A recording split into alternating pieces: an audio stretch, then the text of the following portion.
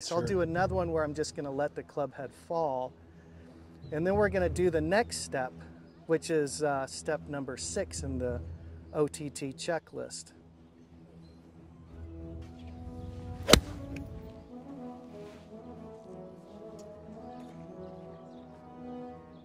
That was kind of a nice blend of both right there. That was Yeah. about max distance, swinging as easy as I could swing. It doesn't look easy.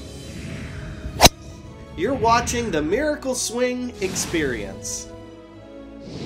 All right, guys, I'm happy to be out here at Eaton Canyon with my main man, Danny Ruiz, golf professional. We work on our games a lot together.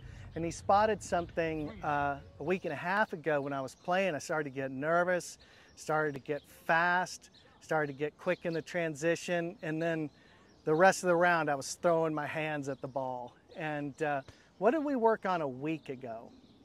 Yeah, so we went out and played 18 holes, and there was just a couple shots where, Krista, I saw you were getting a little bit quick from the top, and we just went out to the range and started working on tempo and pace and transition and just not getting an early release or an early hit from the top, like really waiting to see where that can come in at. And that's just kind of simply what we've been working on. Yeah, Slowed it down quite a bit. So we worked on slow swings. Slow swings. So let me demonstrate a slow swing if I can do it. And the feeling was like extremely slow. So if Christo swings here, he's going to swing like he's only going to hit it 100 yards, but it's probably going to go 120, 150.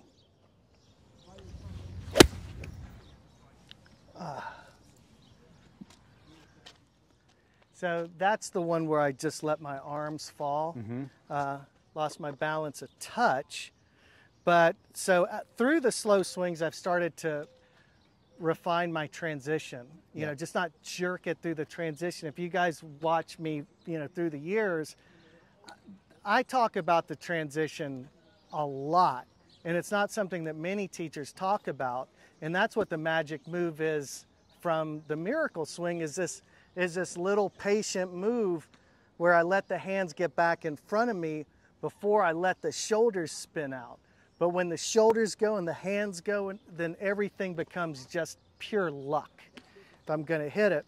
But doing these first swings, I was just letting the club head fall, and then we'll talk about what we're working on today. So I'll do another one where I'm just going to let the club head fall, and then we're going to do the next step, which is step number 6 in the OTT checklist.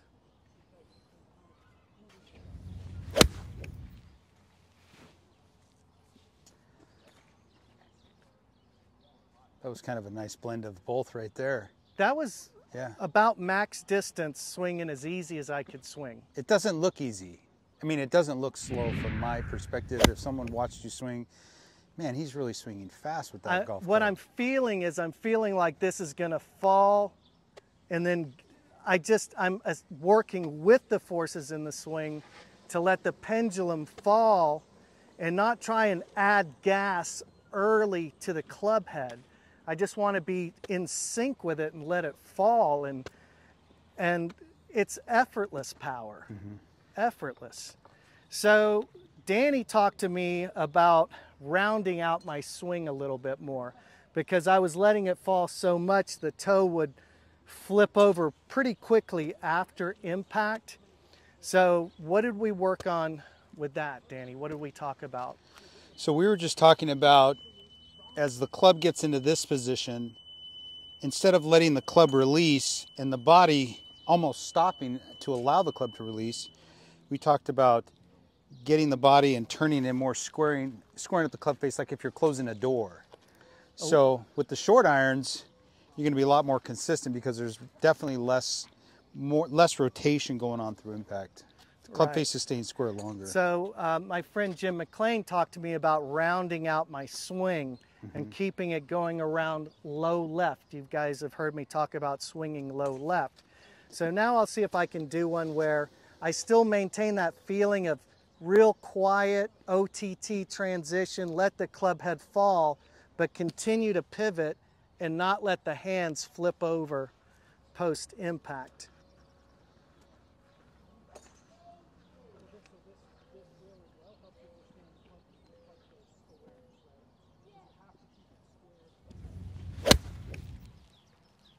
That was pretty striped right there. That's about a perfect shot. That was really good. That was really good. Yeah. You know, but I don't know how much different it looks, Yeah. but it's just the intention of not dumping Yep. at the bottom, kind of continuing to turn and let the club Yep. go past me after the hit. Yeah, you were telling me that, you know, you are squaring up the body, but at some point the club has to release. And how do you release it? Do you release it this way or do you release it this way? Well, that's one of the big mysteries of the Hogan book, is he talks about supination. And Jim McLean pulled up several pictures of Hogan and he said, show me one picture of Hogan where the club is turned over like this. It's always like this. So in other words, Jim said he didn't do that. Hogan didn't supinate post-impact. He let the club release like this. So I'll see if I can do it one more time. Yeah, and like you mentioned, you're not working against the forces of nature. Yeah, I want to harness them. Harness the forces of nature and have them work with you. Yeah, that's the biggest challenge in golf, is the desire to overpower what's happening in the swing. It's very seductive, but if we can just work with it, then we can play better golf.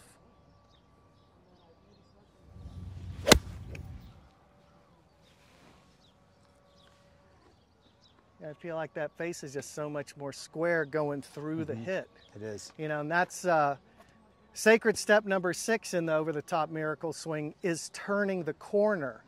So once we make a perfect impact, we still have to finish the swing.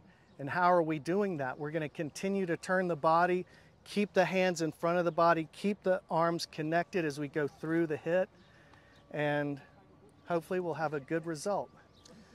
Looks like Try it's one pretty more. good here.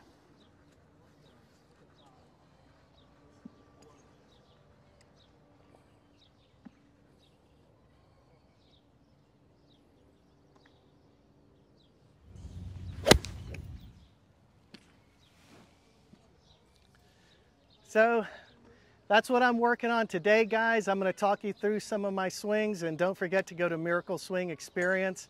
Join the Miracle Swing Country Club. We got hundreds of golfers that are getting better every day. Thanks, Danny. I appreciate it. You got it, brother. It's looking good. That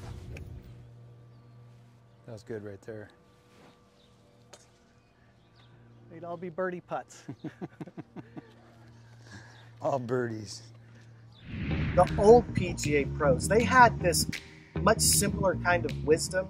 Guys, I've created the biggest controversy in modern golf by insisting swinging over the top is the best way to swing a golf club. The entire golf industry is trying to teach people to go the opposite way, and I think that's terrible. First of all, the greatest champions from the past all swung over the top. Golfers like Bobby Jones, Sam Snead, and Arnold Palmer all took the club back to the inside and swung over the top. Number 2, beginners and juniors instinctively swing the club over the top because it's the most natural. It's just like throwing a ball. That's why they do it. You just have to learn to do it the correct way, and you will hit the most powerful shots you've ever hit in your life. I guarantee it. Still TT.